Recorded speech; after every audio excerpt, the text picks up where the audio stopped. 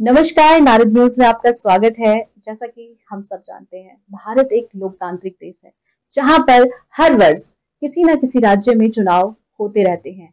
अब हाल ही में दिल्ली में एमसीडी के चुनाव होने वाले हैं और दिल्ली के एमसीडी के चुनाव तो बहुत छोटे होते हैं, लेकिन पार्टियों की बात की जाए तो बहुत सारी पार्टियां हैं जो निकल कर सामने आती है। और ऐसे ही हमारे साथ एक पार्टी है, राष्ट्रवादी पार्टी, और उनके डायरेक्टर कह लीजिए उसी पार्टी से हैं ये। इनका नाम है लोकेश कुमार जी। चलिए इनसे जानते हैं कि इस पार्टी का उद्देश्य क्या है। क्या ये सिर्फ और सिर्फ दूसरी पार्टियों के वोट काटने के लिए खड़ा किया गया है इनको, या फिर कुछ और मंशा है? तो लोकेश जी, सबसे पहले तो आपका बहुत बहुत स्वागत है। एंड आपसे जानना चाहेंगे कि क्या इस पार्टी का निर्माण दूसरी जो बड़ी पार्टियां हैं जिनको हम देखते हैं, कांग्रेस, बीजेपी और आम आदमी पार्टी, क्या इनके वोट काटने के लिए आप लोगों ने खड़ा किया है, या आप लोगों का उद्देश्य कुछ और है? जी देखिए, पहली बात तो ये पार्टी सिर्फ छोटी नहीं है, नेशनल लेवल की पार्टी है और अभी भी यूपी में चुनाव लड़े जा रहे हैं। पहले भी सांसद के चुनाव लड़े जा चुके हैं। रही बात पार्टी का उद्देश्य, ये पार्टी उस काम को करने जा रही है जो कारण इन पार्टियों को दूषित कर रहा है। इन सारी पार्टियों का जो प्यूरिफिकेशन का जो प्रोसेस है वो हमने शुरुआत किया है। इस पार्टी का एक विशेष उद्देश्य है। हम लोग, बहुत से लोग समस्याओं पे और शिकायतों पे बात करते हैं।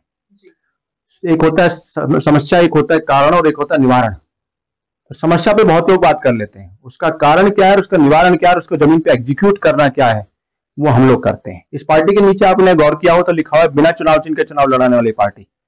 आप जनता में किसी से जाके पूछ लीजिए, सवाल हमने बहुत लोगों से पूछा है, क्या पार्टियों का टिकट बिक्री का धंधा ही भ्रष्टाचार की मूल जड़ है? 100% यस बोलते हैं लोग, और आप भी जाके पूछ लीजिएगा। क्योंकि टिकट बिक्री का धंधा जिस पार्टी में ना हो वो पार्टी मेरे से आके बात करे। ठीक है जी। हमारा सिर्फ उद्देश्य ये है कि जो देश को बर्बाद कर रहा है, जो पार्टियों का टिकट बिक्री का धंधा जो देश को बर्बाद कर रहा है, ये चुनाव चिन्ह का मुखौटा जो अच्छे नेता नहीं बनने दे रहा है, इसको कारण को किसी तरह से खत्म करना, जिससे कि इस देश में अच्छे नेता डेवलप हो, चाहे इस पार्टी में डेवलप हो चाहे उसमें डेवलप हो। हमारा किसी एक पार्टी से नहीं है, हमारा उस व्यवस्था के दोस्त से है, जो उस दोस्त को सुधारने की कोशिश कर रहे हैं, जो दोस्त इन सभी पार्टियों में आकर के इन सभी को दूषित कर रहा है। और ये पार्टियां दूषित हो रही है तो राजनीति दूषित हो रही है, राजनीति दूषित हो रही है तो पूरा समाज दूषित हो रहा है, उसी से देश बर्बाद हो रहा है। तो अब कौन क्या सोचता है, कैसे समझता है, वो बात अलग है। जो नजदीक से जानते हैं वो जानते हैं कि हमारा उद्देश्य क्या है। आपने बताया कि बिना चुनाव चिन्ह के आप लोग लड़ेंगे जी। तो क्या ये पार्टी नहीं है? ये तो पार्टी है ना एक तरीके से।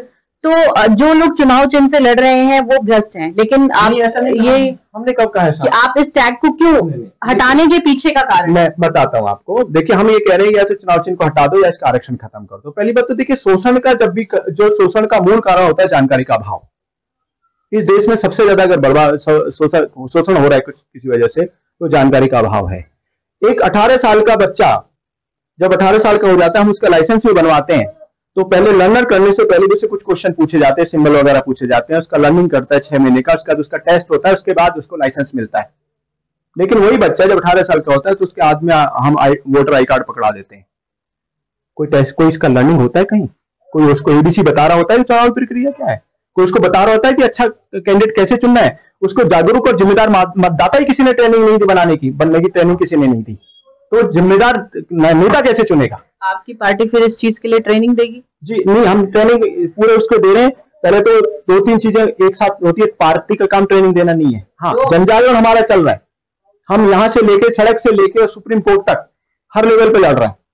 जिस तरह की चुनाव से लड़ते हैं हम, तो RRP committed to reforms, we are reformist. हम रिफॉर्म्स के लिए काम कर रहे हैं, और रिफॉर्म्स जब तक चलते, ये रिफॉर्म्स होंगे, अगले रिफॉर्म्स होंगे, अगले रिफॉर्म्स जब तक जरूरत है हम तक लड़ते रहेंगे। हम लोग रिफॉर्म्स के लिए लड़ रहे हैं। ये वोट काटने वाटने का काम तो जो सोचते हैं वो सोचते हैं, और जो लोग वोट काटने की इधर की कुछ पार्टियों का भ्रम है, जो पार्टियों में के कार्यकर्ताओं को बोला जाता है ये भ्रम फैलाओ, तो फैलाते हैं वो खड़े करते होंगे इस तरह के लोग, उनको पता होगा, इसलिए हमें तो नहीं पता। नाम आपने बताया कि रिफॉर्म करने के लिए आपने इस पार्टी का निर्माण किया और इस पार्टी के थ्रू आप लड़ना चाह रहे हैं, तो क्या रिफॉर्म बिना आपके पार्टी बनाए, बिना चुनाव लड़े नहीं हो सकता? क्या आप लोगों को जागरूक नहीं कर सकते हैं? इसके लिए थोड़ा सा डिटेल में आपको सुनना होगा। बताइए। देखिए, संविधान कहता है कि चुनाव लड़ने का अधिकार सिर्फ व्यक्ति को है। अगर ज्योति जी चुनाव लड़ना चाहती है तो उसका पहला शर्त है कि आपका नाम वोटर लिस्ट में होना चाहिए। मतलब आप चुनाव नहीं लड़ सकती। क्या पार्टियों का नाम वोटर लिस्ट में है? किसी पार्टी का नाम वोटर लिस्ट में नहीं है। फिर हम चुनाव किसको लड़ा रहे हैं? पार्टियों को। अप्रत्यक्ष रूप से तो पार्टियां चुनाव लड़ रही हैं। हम चुनाव पार्टी को लड़ा रहे हैं, वोट पार्टी को दे रहे हैं, जबकि उनको चुनाव लड़ने का अधिकार ही नहीं है। चुनाव लड़ने का अधिकार व्यक्ति को दिया है लोकतंत्र ने, लेकिन हुआ कैसे? यही बात चुनाव चिन्ह की। चुनाव चिन्ह की भूमिका को समझना होगा, पार्टियों की भूमिका को समझना होगा। चुनाव चिन्ह की भूमिका ये थी कि 1951 में 85% जनता अनपढ़ थी, नाम नहीं पढ़ सकती थी, तो उनकी सुविधा के लिए क्या लगाया गया? चिन्ह लगाया गया। एक तरीका निकाला गया कि आकृति लगा दो, इस आकार से आसानी से पहचान लेंगे। चुनाव लड़ने का अधिकार आपको था, वोट किसी अनपढ़ ने आपको देनी थी, जो भी था, या उसको सरल बनाना था प्रक्रिया को। किसके लिए? आपके लिए, वोटर के लिए और उम्मीदवार के लिए। वो चुनाव चिन्ह पार्टियों की संपत्ति कैसे बन गया? पार्टियों के लिए आरक्षित कर दिया गया, 1951 में लगा। अगर वो संविधान का हिस्सा होता तो 1951 में अप्लाई हो जाता। 1968 में उसको नियम चेंज करके के पार्टी के लिए आरक्षित कर दिया गया, और आरक्षित किया है। आरक्षित से मतलब क्या होता है? आप बस में जाती हैं, बस में महिला सीट आपके लिए आरक्षित है, सिर्फ आरक्षित है, आपकी संपत्ति नहीं है।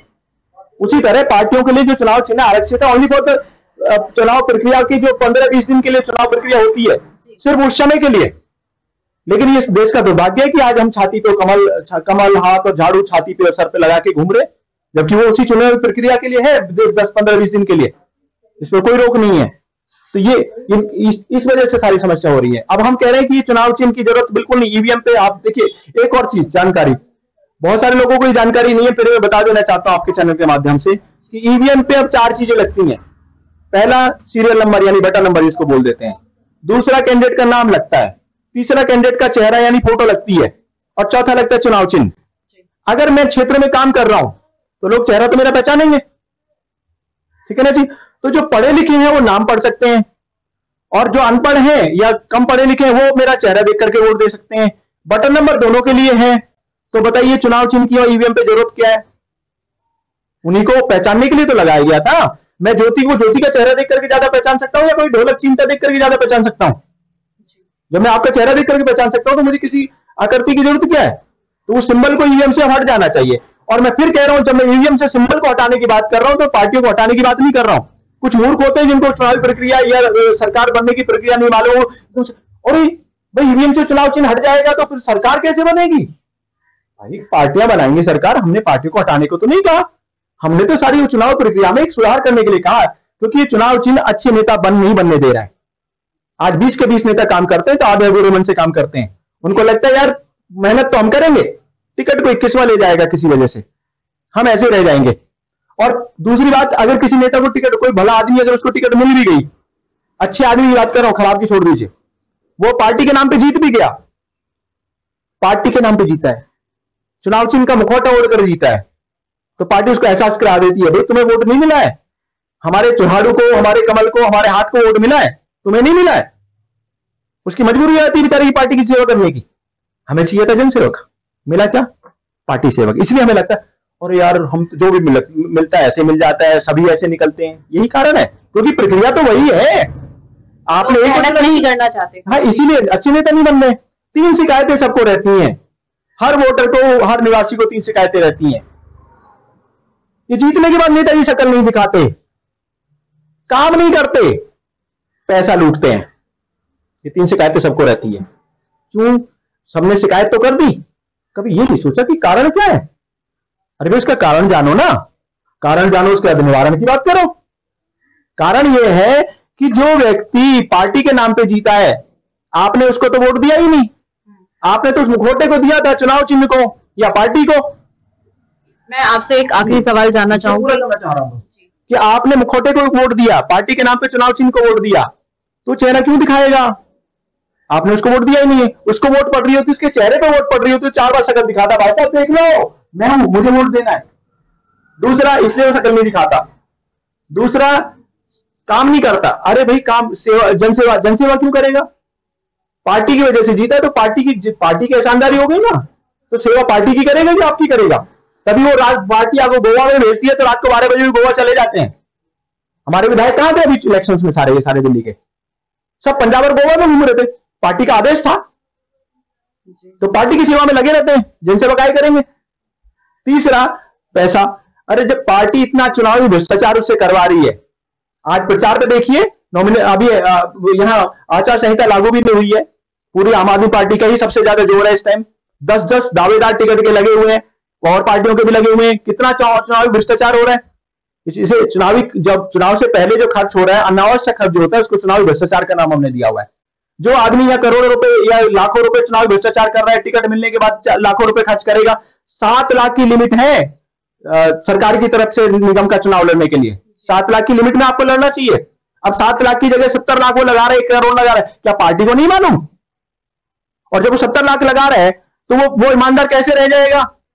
वो कहां से करे? देखिए, किसी ने अगर 1 करोड़ रुपए खर्च कर दिया चुनाव में, तो वो 10 करोड़ निकालने का सपना रखे हुए, और 10 करोड़ निकालने का कोई जायज तरीका हो तो मुझे बता दीजिए। जिनका पार्षद को सैलरी 1 रुपया भी नहीं मिलती है, कोई जायज तरीका आपके पास हो तो बता दीजिए। 10 करोड़ कैसे निकालेगा समाज से? सारे नाजायज काम करेगा। तो और अब सुधार कैसे हुए भाई? व्यक्ति को चुनना था, लोकतंत्र कहता है व्यक्ति को चुनो, हम पार्टी को वोट दे रहे हैं। कौन कर रहा है गलती? जनता। भुगत कौन रहा है? जनता। सुधार की जरूरत किसको है? जनता को। और हम चाहते हैं नेताजी आकर के सब कुछ ठीक करते हैं। हमें सिर्फ चुनना है, हमें सुधारना है, वोटिंग का तरीका बदलना है सर। पार्टी नहीं, व्यक्ति को वोट देना है, चिन्ह नहीं चेहरा। पार्टी तंत्र नहीं, पार्टियां चुनाव लड़े तो पार्टी तंत्र, लोग चुनाव लड़े तो लोकतंत्र।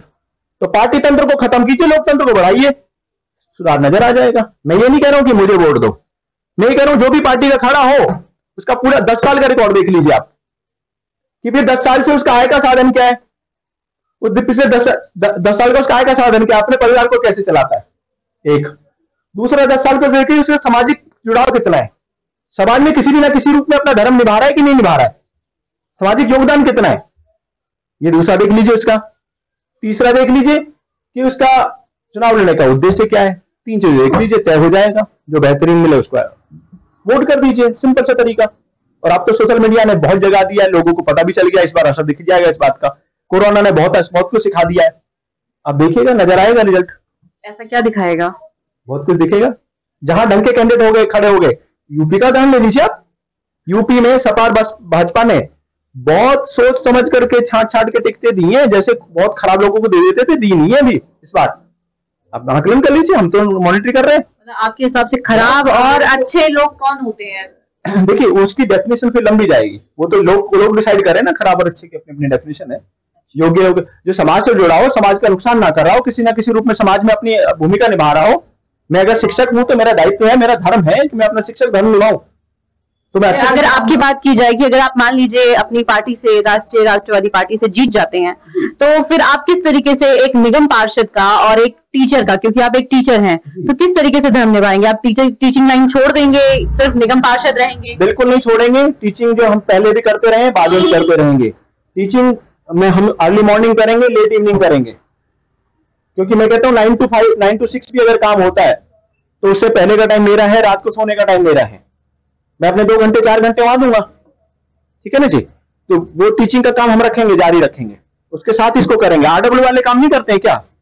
आरडब्ल्यू वाले जो जॉब में होते हैं सारे लोग वही आरडब्ल्यू का काम संभाल रहे होते हैं। आरडब्ल्यू निगम पार्षद में फर्क क्या है? आरडब्ल्यू का भी वही, निगम पार्षद को सैलरी क्यों नहीं होती? आरडब्ल्यू वालों को भी सैलरी नहीं होती, निगम पार्षद को भी सैलरी नहीं होती। एक्चुअली तो निगम पार्षद सिर्फ आरडब्ल्यू का बड़ा हुआ दायरा है। आरडब्ल्यू का इतना एरिया होता है, उसके और बड़ा एरिया हो गया। एक्चुअली सोशल वर्कर उसी कॉन्सेप्ट पे वो सोशल वर्कर है, इसीलिए सैलरी नहीं है। तो अपने काम के साथ कर सकते हैं, क्यों नहीं कर सकते हैं? ठीक है जी। आपसे जानना चाहेंगे, आपकी पार्टी जो ये रिफॉर्म करने की जो आपकी एक प्रथा चली आ रही है कि आप इस तरीके से लोगों के दिमाग को साफ करेंगे कि वोट पार्टी के चिन्ह को देख करके ना, व्यक्ति विशेष को देखकर करें, तो कब तक, कितना वक्त आपको लगेगा इस चीज को लोगों तक पहुंचाने में, और किस किस तरीके से लोगों तक पहुंचाएंगे आप? देखिए, हर चीज के स्टेप्स होते हैं। पहला स्टेप था कि पहले चेहरा नहीं लगा हुआ था। 2014 हमारे पास चैलेंज था कि हम कैसे जाएं इस तरफ। हमने 2014 में प्रयास किया और पहली सफलता हमें 2017 में मिली। अब 2017 के बाद आप जितने भी वोट, जो ईवीएम पे फोटो लगी होती है, वो फोटो लगाने का काम हमने नहीं किया है। मैं खुद 4 बार गिरफ्तार हुआ उसके लिए, तब जाके फोटो लगी है 2017 में। हमारे एक दिन के काम नहीं है कि आए उठा करके चलो जी हम जनता के चुनाव के समय बात करने आ जाए। फिर हमारा अपना 10 साल 15 साल का मेरा अपना रिकॉर्ड है सोशल वर्क का, ठीक है ना जी। ये पार्टियां तो आज पैदा हुई, हमारे 2007 से मिशन एजुकेशन मेरा 2007 से चलता है, और टीचर में 2000 से हूँ, तो वो सब उसी में जुड़ा हुआ काम है। रही बात पार्टी की, तो हमने अब फोटो लग गई है तो हम उसकी बात कर रहे हैं। और जिस तरह से सोशल मीडिया ने हमारा काम आसान कर दिया, जो काम हम 20 साल में करते वो 1.5 साल में, पिछले 1.5 साल में हो चुका है। और चुनाव लड़ने का उद्देश्य भी हमारा यही है। मैं चुनाव क्यों लड़ रहा हूँ, एक बहुत बड़ा उद्देश्य मैं आपको बताना चाहता हूँ। पहला, मैं कंप्यूटर साइंस टीचर हूँ, ये उससे मेरी आय चलती है, रोजी रोटी चलती है, उससे मेरा परिवार चलता है। दूसरा, सोशल वर्क में मेरा मिशन एजुकेशन है, जो कि हम करीब 15 साल से चला रहे हैं उसको, 2007 से लेकर तो 15 साल हो गए हैं। उसमें हम बुक बैंक हमारे चलते हैं, 3-4 जगह बुक बैंक हैं। 9 to 12 के कोई बच्चे आए, उनको जरूरतमंद बच्चों को हम बुक्स प्रोवाइड कराते हैं। और उसके अलावा और इसमें कई प्रक्रिया है, काउंसलिंग सेशंस है, वो आपको रिकॉर्ड में जाते हैं, यहाँ बताने में नहीं होगा। तीसरा, ये मिशन क्लीन पॉलिटिक्स हमारा है, ठीक है। अब मिशन क्लीन पॉलिटिक्स में हमें चुनाव लड़ने की जरूरत क्यों पड़ी, पहले से क्यों नहीं सोचा हमने, खास करके मैंने कभी चुनाव लड़ने का नहीं सोचा था। हमें लगा नहीं इस मिशन को आगे बढ़ाने के लिए चुनाव की जरूरत है। हम 5 लेवल पे देख रहे हैं इसका बेनिफिट।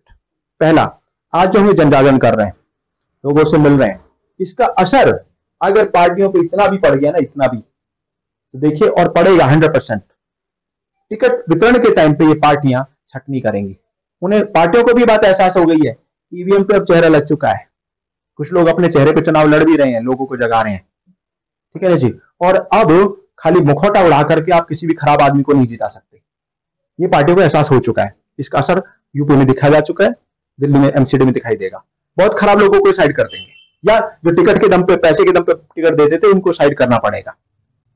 उन्हें पता है कि टिकट, पब्लिक बेवकूफ नहीं है, सब समझती है कि ये टिकट किसको किस बेस पे मिली है।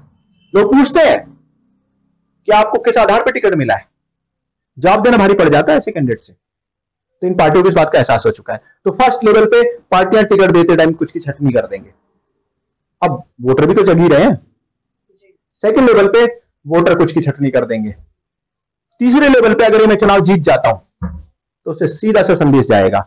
आज लोगों के दिमाग में सेट है, पार्टी मतलब चुनाव चिन्ह। जैसे मैंने कहा ईवीएम से चुनाव चिन्ह करा दो, अरे पार्टियां खत्म हो जाएंगी। ये एक दिन में नहीं बैठा है। मैं कह रहा हूं, मुझे 40 साल तक किसी ने नहीं बताया कि चुनाव चिन्ह का उद्देश्य क्या था। मैंने खुद पढ़ा नहीं और मुझे किसी ने बताया नहीं। और ये 95% जनरेशन की जनता की यही कहानी है। मैं किसी ने बताया नहीं आज तक भी, बस प्रथा चलती जा रही है। बाप दादा इसको देते थे, और हम तो खानदानी फलाने वाले, हम तो उन्हीं को देते हैं जी। वो प्रथाएं टूट रही हैं, ठीक है जी। तो ये तीसरा इस लेवल पे हम देख रहे हैं, ये भ्रम टूट जाएगा कि जैसे संदेश जाएगा कि एक पार्टी बिना चुनाव चिन्ह भी हो सकती है, बिना चुनाव चिन्ह के चुनाव भी लड़ा जा सकता है, बिना चुनाव चिन्ह के चुनाव भी जीता जा सकता है। जैसे ही ये संदेश गया, इन्हीं पार्टियों के अंदर, हर पार्टी के अंदर अच्छे और खराब सब तरह के लोग हैं, ठीक है। मैं ये बिल्कुल नहीं हो सकता अब इन पार्टियों को वो उखाड़ करके फेंक दे। ये गलती हम 2011 में कर चुके हैं आम आदमी पार्टी के साथ। हमें लगा था कि आम आदमी पार्टी आएगी, इन पार्टियों को खत्म कर देगी और सब कुछ ठीक कर देगा, लेकिन आज वो भी उसी रास्ते पे हैं। थोड़ा बहुत दाएं बाएं हो सकता है, कुछ अच्छे प्रयास वो कर रहे हैं, लेकिन कहीं ना कहीं जब चुनाव प्रचार की बात आती है तो लगभग उसी रास्ते से वो भी गुजर रहे हैं। प्रचार पे खर्च करने की बात आती है, वो तो मोदी जी और केजरीवाल जी में कंपटीशन चल रहा है, वो सबसे छिपा नहीं है, मेरे कहा हुआ बात नहीं, वो सामने दिखता है, राइट। तो ये एक संदेश जाएगा, इन्हीं पार्टियों के जो कार्यकर्ता हैं उनको बल मिलेगा, अच्छे कार्यकर्ताओं को, जो जमीनी कार्यकर्ता उनको बल मिलेगा, और जो खराब मौका परस्त वहां घुस गए हैं उनको थोड़ा साइड होना पड़ेगा। एक प्यूरिफिकेशन पार्टी में शुरू हो जाएगा।